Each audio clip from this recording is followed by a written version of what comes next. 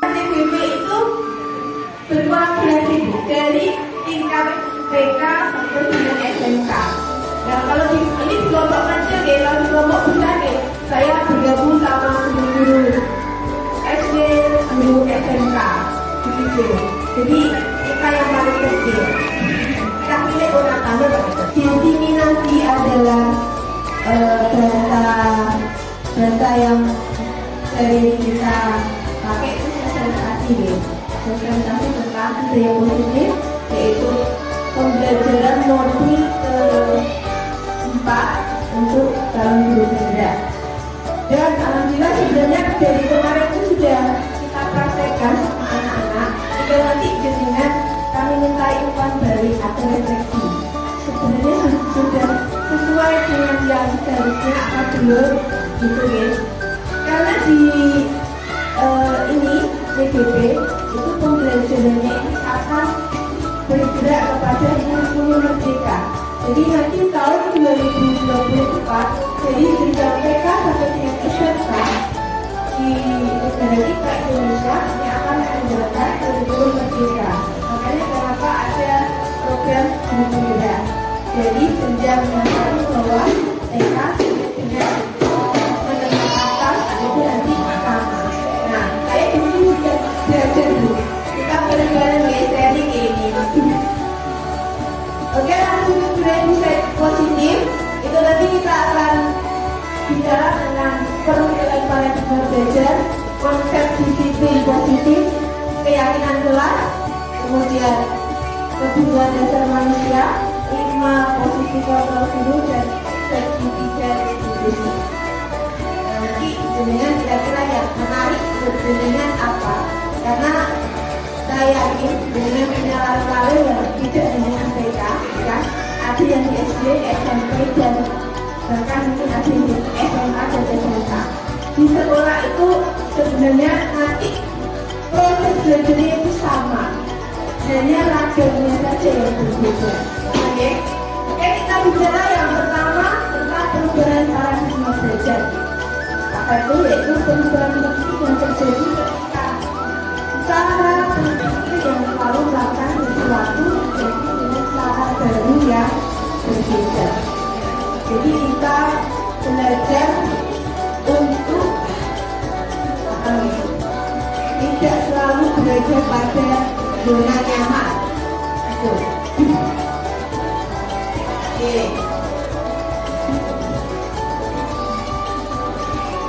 Selanjutnya, perubahan paradigma ini untuk membangun budaya yang positif. Sekolah perlu menyediakan lingkungan yang positif, aman, dan nyaman agar anak-anak mampu berpikir, bertindak, menciptakan dengan merdeka, mandiri, dan bertanggung jawab. Harapannya adanya paradigma perubahan baru itu seperti itu. Ini karena tidak ada operatornya, jadi saya mengoperator sendiri. Oke, sebelum bicara lebih lanjut, saya ingin ngajak jenengan untuk melakukan kegiatan ini. Bisa berpasang-pasangan nih, yang belum punya pasangan bisa mendekat ke pasangannya. Oke, ya kita coba ya Bu ya, kita sambil apa main-main lah biar kayak anak-anak juga ya, dan awet muda. Ya Mbak Desi. Ya, ini ya, coba kita lakukan ini bersama ya, berdua. Berdua nanti gantian, ya. Nah ini yang kita lakukan. Tugas Anda salah satu mengepakkan salah satu tangan. Mengepakkan salah satu tangan. Coba Anda bayangkan bahwa Anda menyimpan sesuatu yang sangat berharga.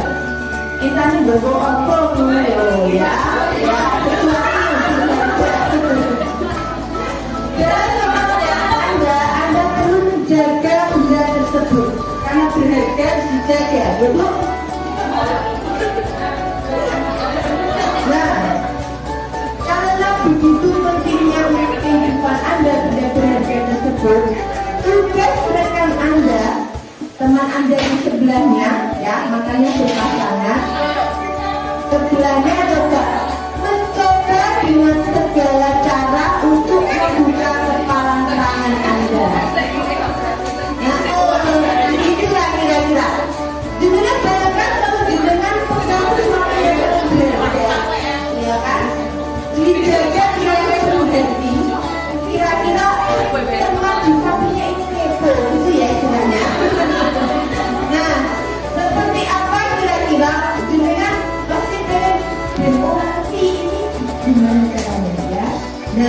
Coba kira-kira tentang Anda yang dilakukan itu seperti apa? Enggak, di sampingnya sudah ada ya. Nah, tentang Anda boleh untuk menggaji, menggoda, dan menawar dengan uang agar Anda bersedia membuka. Bayangkan seperti ini yang berharga. Nah, teman di samping Anda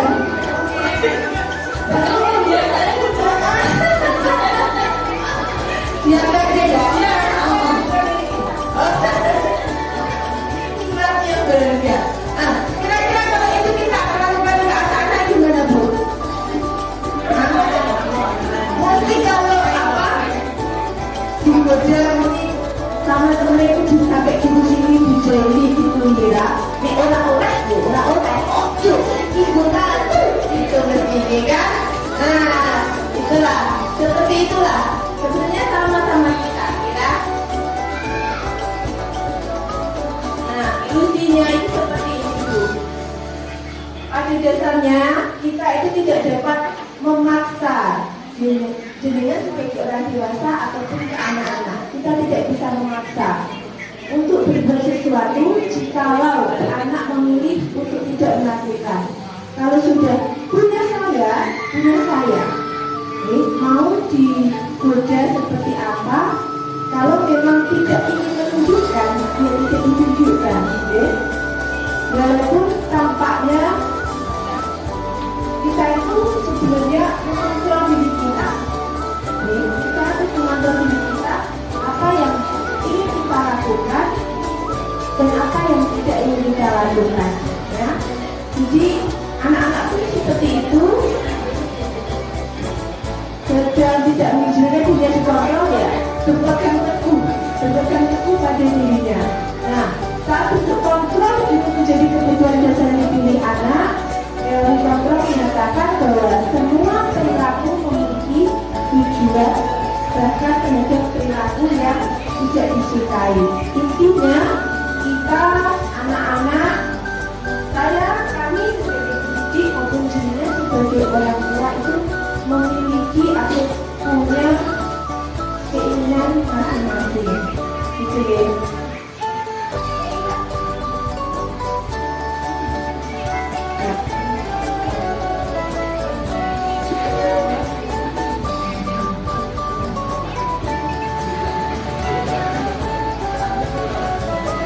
Sama selanjutnya kita ke disiplin positif.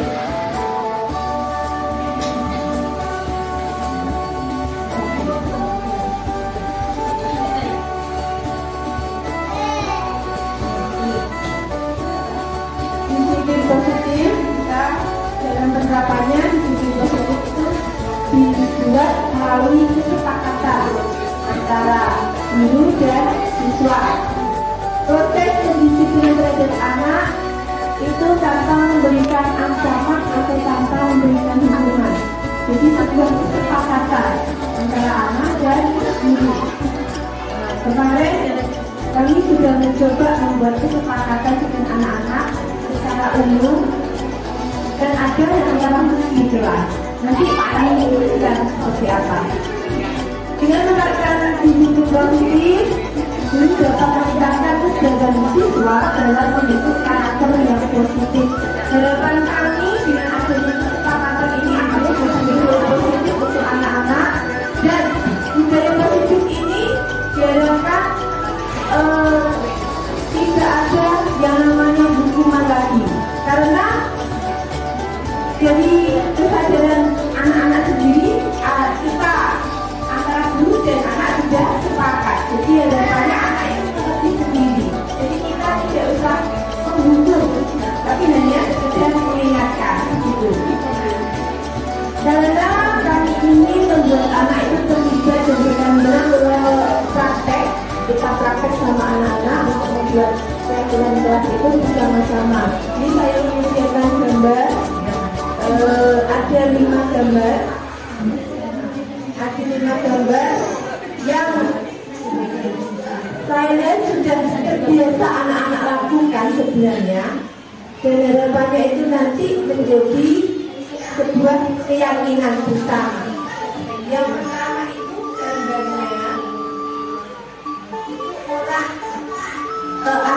berperilaku baik santun. Ada gambar anak itu mendelewat di depan orang tua. Nah, itu anggarannya ini saya belum ada ya. Apa itu teman-teman? Tanya sama anak-anak, maksudnya, oh baik bu, santun saya bilang. Itu namanya berperilaku santun. Umur-umurnya dia diterapkan sama anak-anak, gitu ya. Kemudian yang kedua itu gambar orang yang tangannya di depan tidak jam itu dia. Nah, apa itu teman-teman saya katakan itu berbicara sopan. Oh jangan sambut kata anak-anak, jangan sambut, tidak boleh berteriak seperti itu. Anak-anak itu boleh seperti itu, tidak boleh berteriak. Terus ada yang bilang, oh tidak boleh sendiri-sendiri bu. Nah iya, itu berbicara sopan. Selanjutnya ada gambar anak itu saling menolong dan saling sayang. Ini terinspirasi dengan lagu yang ini loh. Di sini teman, di sana teman, di mana-mana itu teman. Itu saya juga baru dengar ternyata anak-anak itu orang sudah sering mendengar. Kalau itu diajari sama Mbak Siva. Dari sana saya terinspirasi.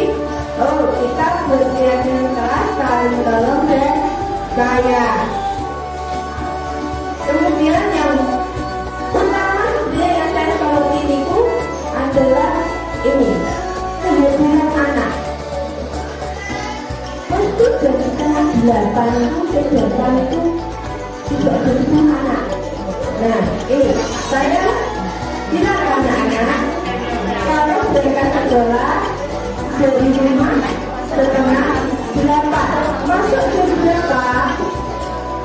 Mereka bilang jam 8. Iya jam 8 masuk di kelas, tapi sebelumnya dari jadi datang ke sekolah sebelum jam 8.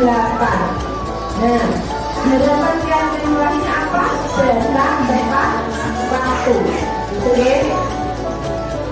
Yang kelima yaitu gambar menjaga kebersihan.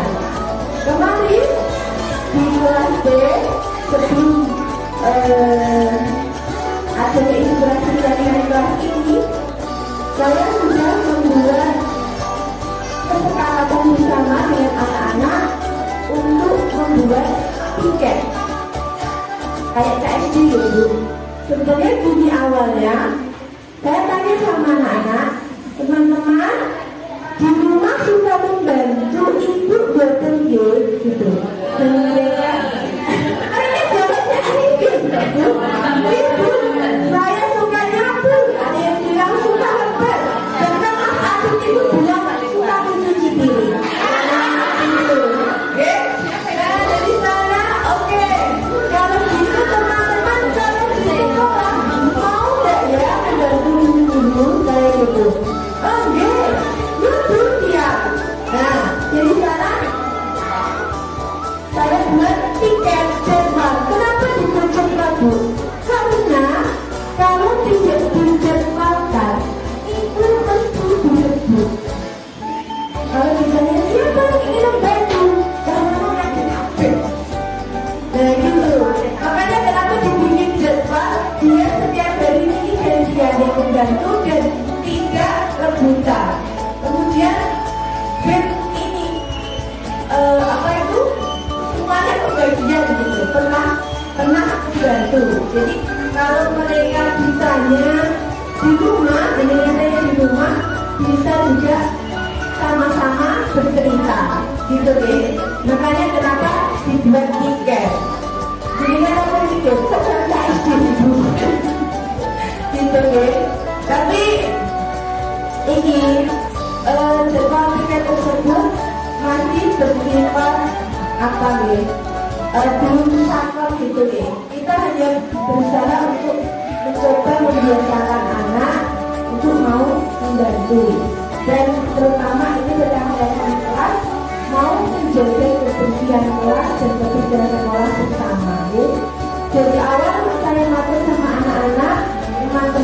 membantunya tidak nyambung, tidak detail, tidak apa-apa, karena sudah detailkan sama budaya, sudah disatu dari kaki sama budaya.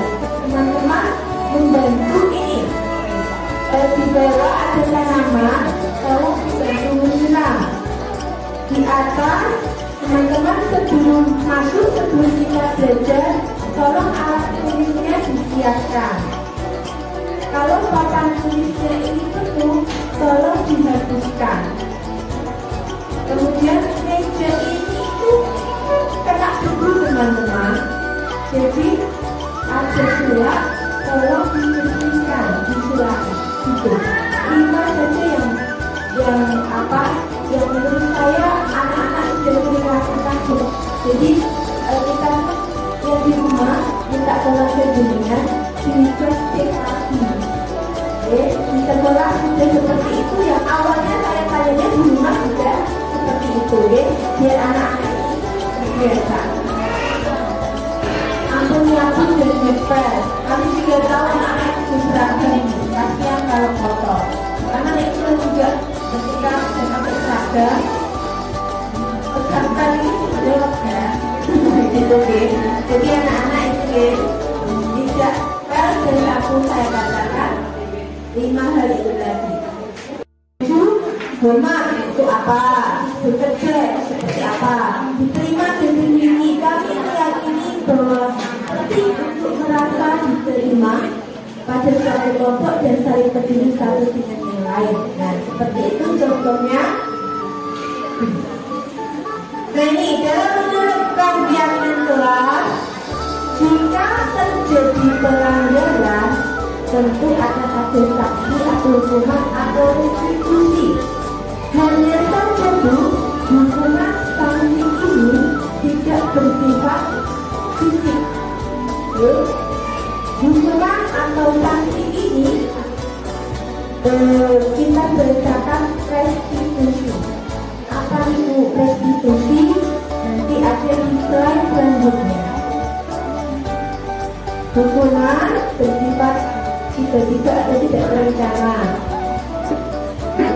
Bisa begitu hukuman seperti kalau hukuman itu kalau yang sudah terjadi adanya peraturan berkata penting itu benda itu salah melanggar itu dapat hukuman, ya kan?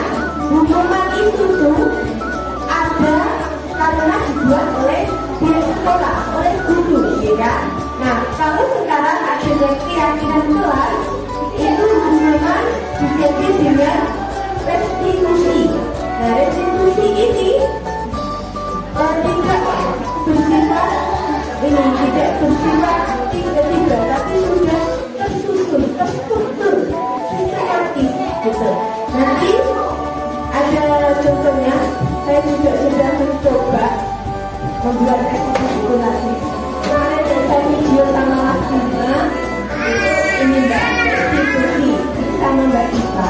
Mudah-mudahan nanti bisa diputar. Gitu ya. Jadi hukuman itu biasanya bersifat fisik, verbal, ngomong dan mengaji anak-anak. Kalau restitusi tadi itu sifatnya memvalidasi anak.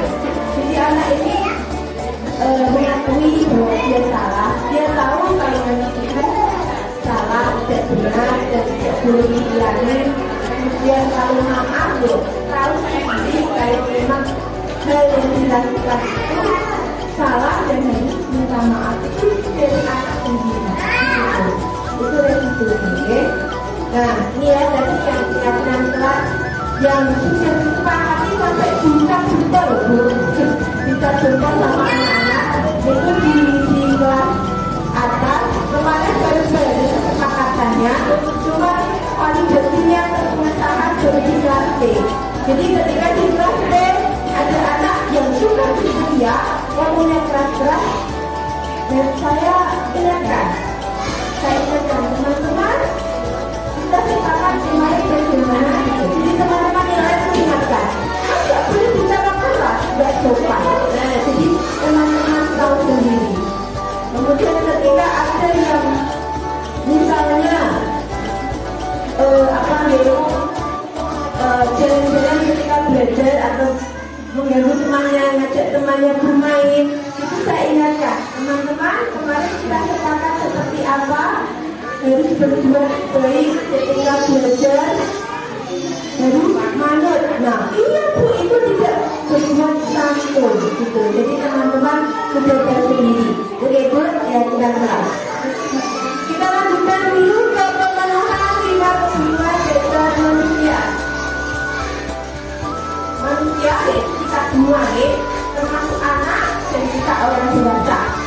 Kebutuhan dasarnya apa? Yang pertama kebutuhan bertahan hidup, yang kedua kebutuhan cinta kasih, selanjutnya ada kebutuhan penguasaan, kebutuhan kebebasan dan kebutuhan kesenangan. Kalau mendengar sebagai orang dewasa dari 5 kebutuhan itu, kira-kira mana yang paling diutamakan? Apa Bu?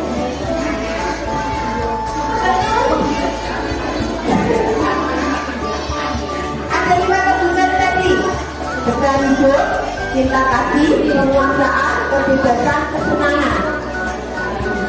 Oke, kalau kita bertahan hidup ya Bu, berbaik, bisa dari sanggup urip gila. Nah ya, saya pun sama Bu begitu. Tapi kita juga sebenarnya butuh bebas, butuh senang, healing juga nih kan, ini gitu nih. Nah kalau itu sebenarnya sebagai orang dewasa, coba bayangkan kalau anak-anak kita kira-kira yang diutamakan apa Bu? Kesenangan dan kebebasan, ya. Nah, itu sudah hal yang wajar. Dan kita sebagai orang tua memang sudah seharusnya memenuhi kebutuhan tersebut, karena yang namanya dasar itu berarti seolah-olah wajib gitu ya. Dasar itu yang paling penting, yang utama. Yang lanjut mohon ke 5 posisi kontrol. Ini ada hubungannya dengan tadi, berhubungan dengan keyakinan kelak. Nah ini menurut Dian Bosni terdapat 5 posisi kontrol guru belajar siswa. Ini yang kami berusaha pelajari sebagai pendidik untuk ke anak-anak. Jadi ya 5 kontrol posisi guru itu, yang pertama guru itu masih menjadi seorang yang menghukum dengan secara dan guru menjalankan posisi penghukum. Contohnya seperti ini, pasti aturan saya awas berak manut. Nah itu ternyata berarti seorang penghukum, betul ya. Kemudian yang kedua, membuat orang merasa bersalah. Biasanya seperti ibu kecewa dengan kamu, kok kalian baru salah. Nah itu ceritanya ya.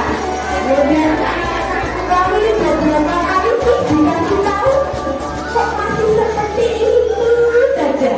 Nah itu berarti masih menjadi seorang yang membuat merasa bersalah. Kemudian ada posisi monitor. Posisi teman dulu Bu. Posisi teman, di mana guru tidak menjadi murid, tetapi selalu berusaha mengontrol melalui persuasi. Posisi ini dapat berdampak positif dan negatif. Contoh kata-katanya seperti ini Bu. Ayo deh tak bangun biar kamu bisa. Nah itu posisi teman ya. Ayo kita sama-sama ya buat kita kerjakan bareng. Nah kalau teman kan seperti itu. Nah ternyata posisi teman itu tidak selalu baik. Kalau kita ya memposisikan diri sebagai teman, kalau berhubungan berposisi kepada anak sebagai teman, baik atau tidak Bu? Sudah baik? Saya awalnya baik. Saya awalnya berpikir baik karena kita bisa memposisikan juga sebagai anak. Jadi berbuat mereka biar enak ngomong sama kita, gitu deh. Tapi ternyata ketika kita memposisikan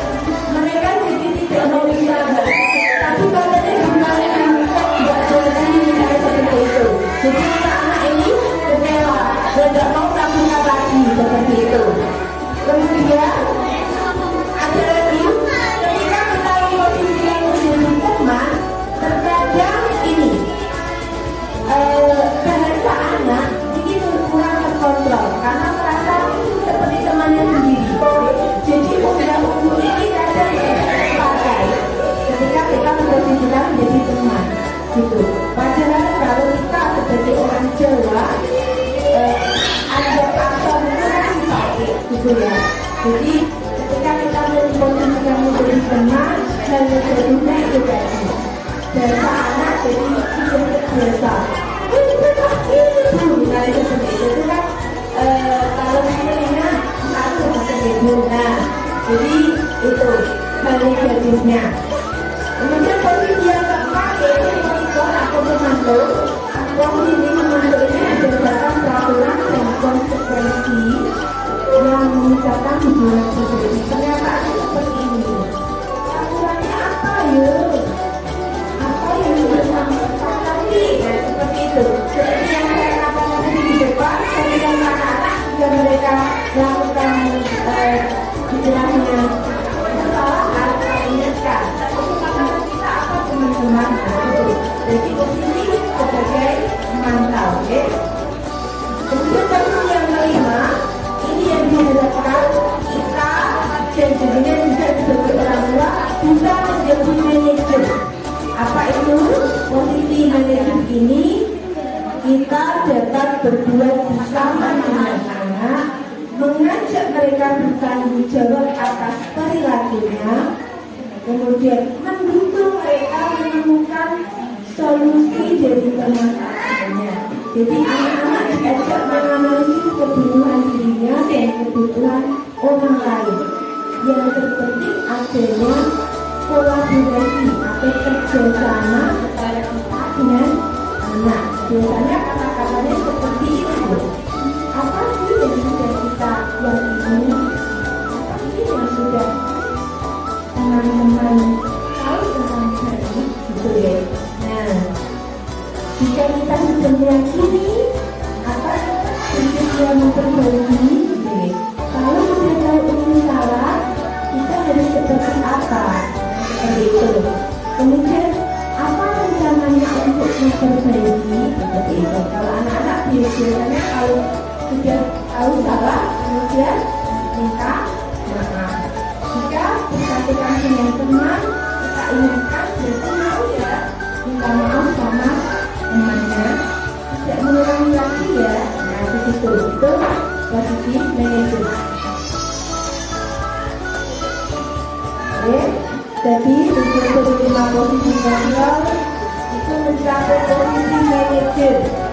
Di mana posisi ini anak dapat menjadi pribadi yang mandiri, merdeka dan bertanggung jawab atas segala perilaku dan sikapnya, dan pada akhirnya tercipta lingkungan positif, aman dan nyaman. Nah ini yang terakhir Bu. Contoh. Ini yang terakhir dari segitiga restitusi. Segitiga restitusi itu ada 3 tahapan. Yang pertama, menstabilkan identitas. Yang kedua, memvalidasi tindakan yang salah. Yang ketiga, menanyakan keyakinan telah. Seperti apa praktiknya? Menstabilkan tindakan itu dengan cara mengucapkan kalimat seperti ini. Sebenarnya tidak apa-apa kok misalnya. Saya juga dulu juga kok berbuat salah gitu. Nah tapi kita bisa menyelesaikan gitu. Kamu boleh kok seperti itu, tetapi ada batasannya. Nah seperti itu. Kemudian ini juga bisa. Apa kamu bisa menjadi teman yang baik untuk diri sendiri? Nah anak itu ditanya biar mereka pikir sendiri. Yang sudah dilakukan itu sudah baik apa belum? Bisa kita tindakan. Kalau kamu jadi tindakan yang salah, kalimatnya kira-kira seperti ini. Kamu pasti punya alasan kenapa melakukan itu. Nah, begitu. Kamu harus bangga pada dirimu karena kamu telah melindungi sesuatu yang penting buat kamu. Kamu boleh mempertahankan sikap itu, tapi harus menambah sikap baru yang lebih baik. Nah, tervalidasi tindakan yang salah. Biar anak-anak itu tahu kalau sudah berbuat salah nanti aku harus seperti apa. Yang terakhir menanyakan keyakinan. Pertanyaannya kira-kira seperti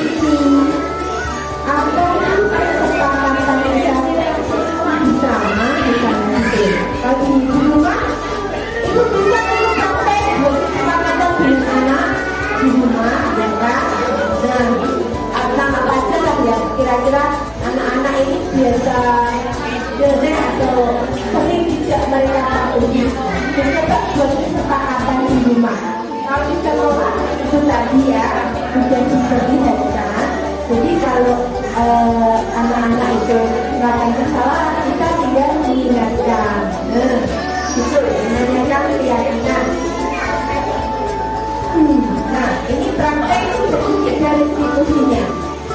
Bisa nggak ya?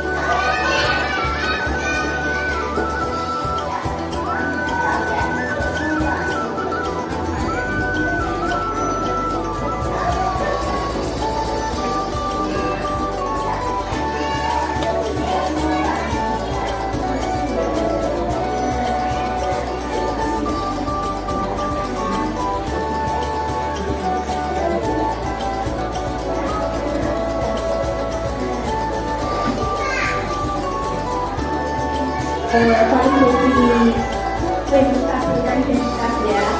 Jika ini sebelumnya sering terlambat Bu kali sekolah. Katanya betul atau tidak ya? Iya. Kemudian tak tanya, kenapa sih kok suka terlambat? Jawabannya apa Bu? Suka nonton TV dulu. Gitu.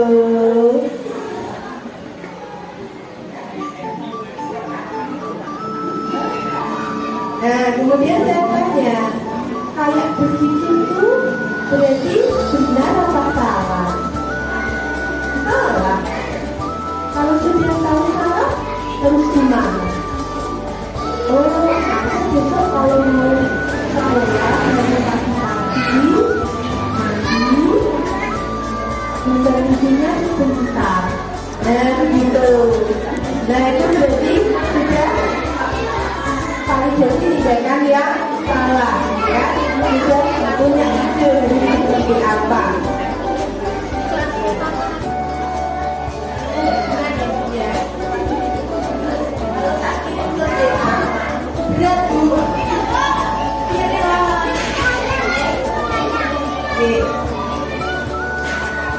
Kemudian yang terakhir itu saya tanya, berarti besok mau sesuai kesepakatan kita, kesepakatan kemarin di bulan apa, datang tepat waktu ya. Besok diulangi lagi tidak itu. Nah, terus itu tadi saya perhatikan pertanyaannya, biar tidak terulang, tidak bisa harus gimana. Diulangi lagi seperti tadi, bangun pagi, langsung mandi, sarapan, nonton TV sebentar. Kalau sudah setengah 8 langsung berangkat sekolah. Yang benar Bu, setelah melakukan ini saat ini tambah lagi. Di rumah itu saya mandi, dia sudah siap dan baju, gitu. Kemudian ketika di rumah dia gitu, setelah adanya kesepakatan kelas, anak istri mengingatkan.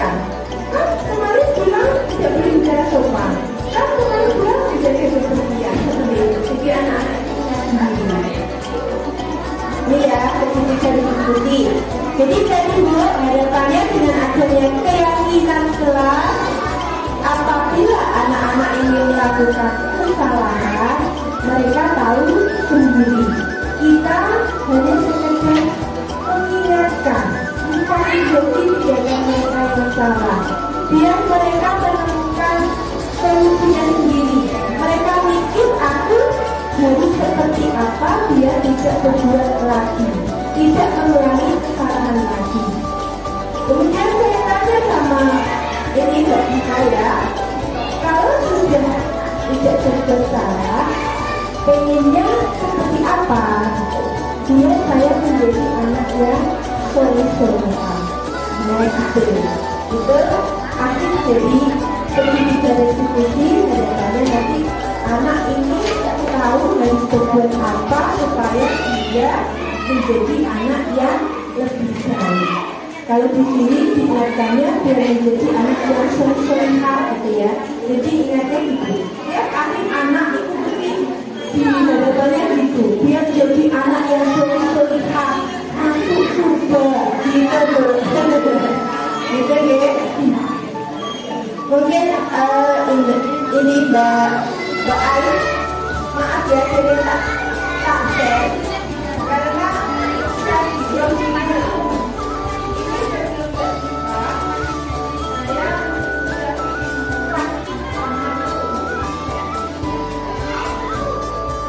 awalnya gini sama Mas Bima itu, Mas Bima ini saya sering mendengar ngomongnya keras.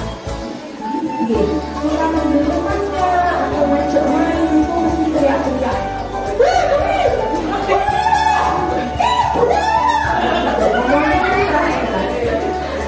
Kemudian saya panggil, Mas Bima tahu tidak kenapa dipanggil Dion? Waktu itu sore, jadi tahunya tidak praktek ngaji gitu. Kemudian tak dinyanyi, Mas Bima, ini sering dengar. Tapi kemarin pas istirahat itu Mas Bima teriak-teriak. Dulu gak susu suara Mas Bima. Awalnya diam tuh. Mas Bima ini diam gitu ya. Mungkin dia takut disalahkan dan tidak tahu gitu. Kemudian akhirnya saya ulangi lagi kata Mas Faris dan teriak-teriak Mas Bima. Iya enggak? Dia masuk kantor, berarti membiarkan. Saya tanya, kemarin Mas ingat kesepakatan kita kalau berbicara harus gimana? Sopan. Sebenarnya itu betul apa tidak? Tidak. Kalau cowok kayak ceritanya gitu ya, jawabannya singkat-singkat. Kalau cewek ada lanjutan ya sambil cerita gitu ya. Nah, kemudian saya tanya, berarti itu benar apa salah? Jawabannya salah. Kalau salah, kita harus gimana? Minta maaf, gitu ya. Nah, nanti kita minta maaf ke siapa? Saya bilang, tidak tahu, bingung. Saya bilang, Mas Bima berteriak sama siapa? Sama temannya. Jadi misalnya sama temannya. Yang terjadi siapa? Bukan itu pusing kalau Mas Bima teriak gitu. Jadi maaf juga sama si guru. Besok mau ya minta maaf. Ya. Tapi besok kan lupa karena besoknya ini jadi lupa gitu. Nah, kemudian menanyakan pelajaran kelas, saya tanya kalau Mas Bima sudah tidak berteriak lagi, tidak mengulangi kesalahannya, jadi Mas Bima jadi anak yang gimana? Anak yang baik, anak yang soleh-soleh. Oke, sudah tentang praktek segitiga restitusi. Sekian dan terima kasih. Jadi definisi saya berkas dan